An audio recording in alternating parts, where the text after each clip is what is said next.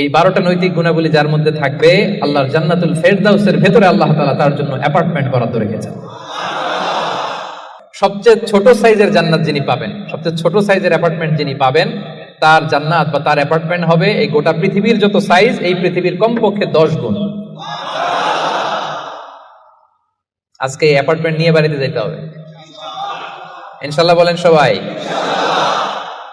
তো জান্নাতের সেই অ্যাপার্টমেন্টের নাম যদি নিতে চান, নাম লেখাতে চান, বুকিং কনফার্ম করতে চান দুনিয়াতে থাকতেই, তাহলে গুণাবলী অর্জন করতে হবে মাত্র 12টা। ওয়া ইবাদুর রাহমানিল্লাযীনা ইয়ামশুনা আলাল আরদি হাওনা ওয়া ইযা খাতাবাহুমুল জাহিলুনা ক্বালু সালামা।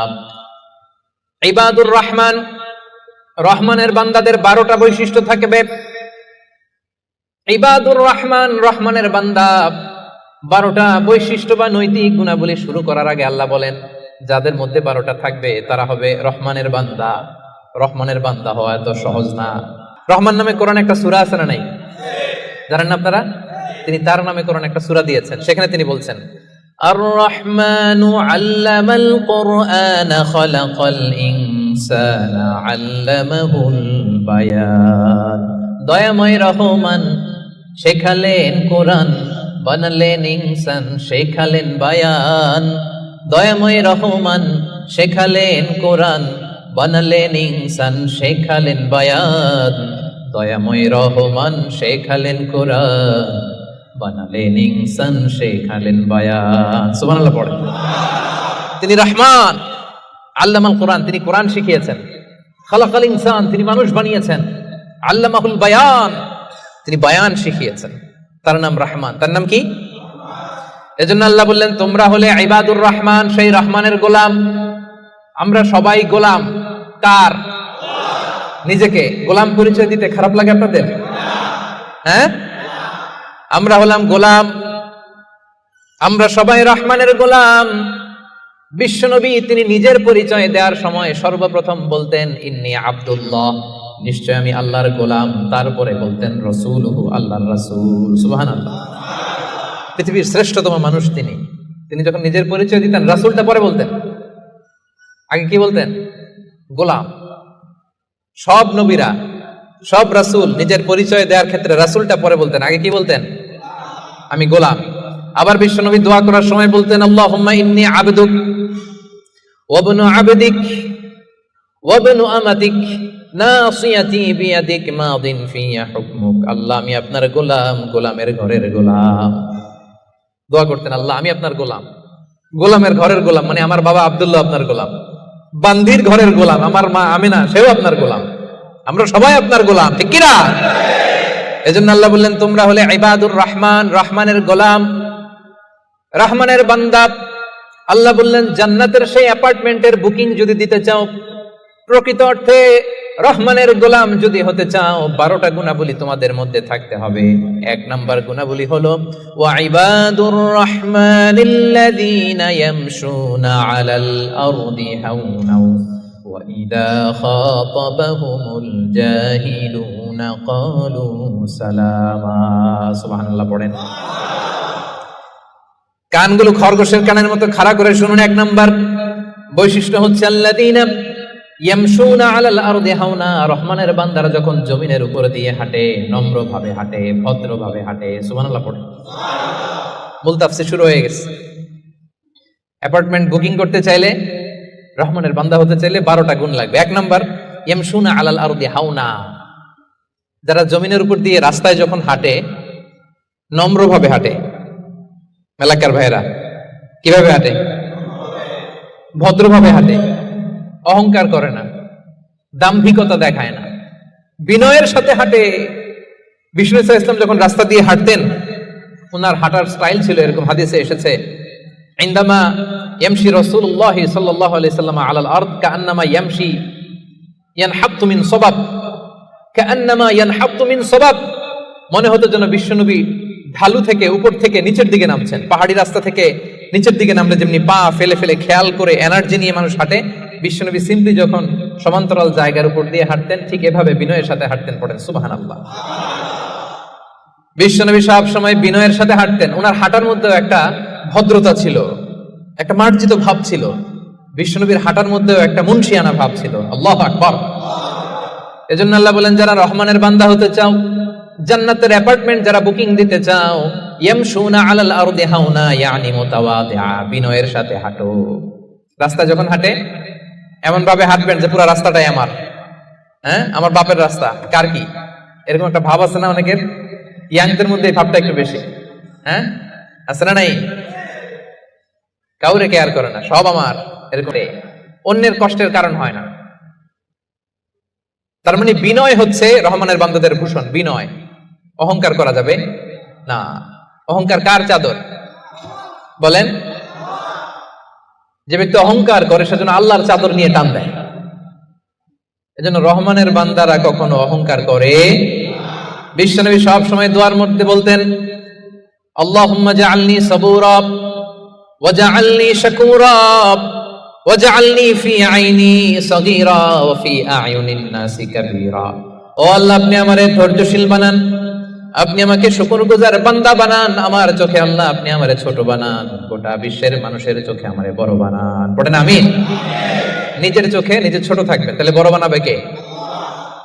ওমা তাওয়াদা আহাদুন লিল্লাহি ইল্লা রাফাআহুল্লাহ, যে আল্লাহর জন্য বিনয়ী হয়ে নিচু হয় আল্লাহ তাআলা টেনে উপরে উঠায়। এটা সুন্নাতুল্লাহ ফিল আরদ, এই জমিনে আল্লাহর সুন্নাত। আপনি নিচু হবেন, আল্লাহ টেনে উপরে উঠাবে। আপনি অহংকার দেখিয়ে উপরে হবেন, এক থাপ্পড় মেরে জমিনে আপনারে গেড়ে দিতে পারে কে? এজন্য অহংকার করা যাবে না। ইয়ামশুনা আলাল আরদি হাওনা। আসলে অহংকার কি আমাদের সাজে? মেলাক্কার ভাইরা, এখনই না গায়ে কত জোর, এখনই না কত শক্তি, হ্যাঁ এখনই না কত দাপট, কিন্তু আপনার বিগত সালের কথা, বিগত সময়ের কথা আপনি খেয়াল করেন তো, একটা সময় আপনি কি ছিলেন বলেন তো? হাল আতা আলাল ইনসানি হিনুম মিনাদ দাহরি লাম ইয়াকুন শাইআম মাযকুরা। মানুষের প্রত্যেকেরই এমন একটা সময় ছিল উল্লেখ করার মতো সে কিছুই ছিল না। মায়ের পেটে যখন ছিলেন আপনার নাম ছিল? কথা বোঝে নাই বোধহয়। আপনি যখন বাবার পৃষ্ঠদেশ থেকে মায়ের পেটের ভেতরে গেছিলেন, ছোট্ট এক ফোঁটা পানি, আপনার নাম ছিল না? আপনার নাম ছিল না, আপনার গ্রাম ছিল না, আপনার অ্যাড্রেস ছিল না, আপনার অস্তিত্ব ছিল না, আপনার পরিচয় ছিল না। এটাই তো আপনার হিস্ট্রি। অহংকার আসে কোথা থেকে? একটু হিস্ট্রিটা একটু খেয়াল করে দেখেন না। কিছুই ছিলাম না। লাম ইয়াকুন শাইআম মাযকুরা, উল্লেখ করার মতো আমরা কিছুই ছিলাম না। বাবার পৃষ্ঠদেশ থেকে মায়ের উদরে আসলাম, ছোট্ট এক ফোঁটা নাপাক পানি থেকে আল্লাহ তাআলা আমাদেরকে বড় করতে লাগলেন। বড় হতে হতে হতে 9 মাস 10 মাস পরে দুনিয়ার বুকে আসলাম। পোশাক নিয়ে না, পোশাক ছাড়া। হ্যাঁ, কি অহংকার! নেকেড হয়ে আসছিলাম, নগ্ন, গায়ে জামাটাও ছিল না। হিস্ট্রিটা একটু দেখেন না। হিস্ট্রি ভুলে যাওয়া ঠিক না, ইতিহাস ভুলতে নাই। একটু হিস্ট্রি দেখেন, হিস্ট্রির দিকে একটু খেয়াল করে দেখেন, কি ছিলেন আপনি, কি ছিলাম আমি? পোশাক ছাড়া, নগ্ন, নেকেড হয়ে মায়ের পেটের ভেতর থেকে আসলাম, দুনিয়াতে আসলাম। দাঁত ছিল না, আমার জন্য আলাদা লিকুইড খাবার বানানো লাগতো, ঠিক কিনা? জন্মের পর থেকে মাছ গোশত খাইতে পারছেন নাকি আপনি? দুধ খাইতেন, যেখানে সেখানে পেশাব, যেখানে সেখানে পেশাব পায়খানা, ঠিক কিনা? এখনই না এই যে ডায়াপার আবিষ্কার হয়েছে, ডায়াপারের আগে তো ছোট বাচ্চাদেরকে কোলে নিতে মানুষ ভয় পাইতো, কাঁথা দিয়ে আমাদের সময় পেঁচায়া কেউ আসলে বাচ্চাটারে দিত, তা না হলে পেশাব করে সব শেষ। তো দেখেন, যেখানে বসায় এখানে পড়ে যায়। বাচ্চাটারে বসায় দিলে বসতে পারে, শোয়াই দিলে শুইতে পারে, মুখে উঠাই দিলে খাইতে পারে। এটা ছিল আপনার হিস্ট্রি। আবার 60 বছর 70 বছর 80 বছর হায়াত পাওয়ার পরে আপনি যখন দুনিয়া থেকে চলে যাবেন, বয়স যখন 80, বয়স যখন 90, একই অবস্থা, যেখানে বসায় দেয় ওইখানেই শেষ। এরকম আছে না নাই? বয়স যখন 80 90 আবার পায়খানা প্রস্রাব করে সব শেষ। মুখে তুলে দিলে খেতে পারে, নাহলে গায়ে ওই জোরটাও নাই। তো অহংকার আপনি পেলেন কোত্থেকে আমারে বলেন? আবার এই দুনিয়া থেকে যখন আপনি বিদায় নিবেন, যেই পোশাকে এসেছিলেন ওই পোশাকে আবার পাঠানো হবে, ঠিক কিনা? আসার দিন গায়ে যেমনি কোনো জামা ছিল না, যাওয়ার সময় সব জামাগুলো খুলে রেখে দেয়া হবে, কাফনের কাপড়ে পেঁচিয়ে অন্ধকার কবরের মধ্যে আপনারে রেখে দেয়া হবে। সবাই পালিয়ে যাবে, আত্মীয় স্বজন কেউ সাথে যাবে না, ঠিক কিনা?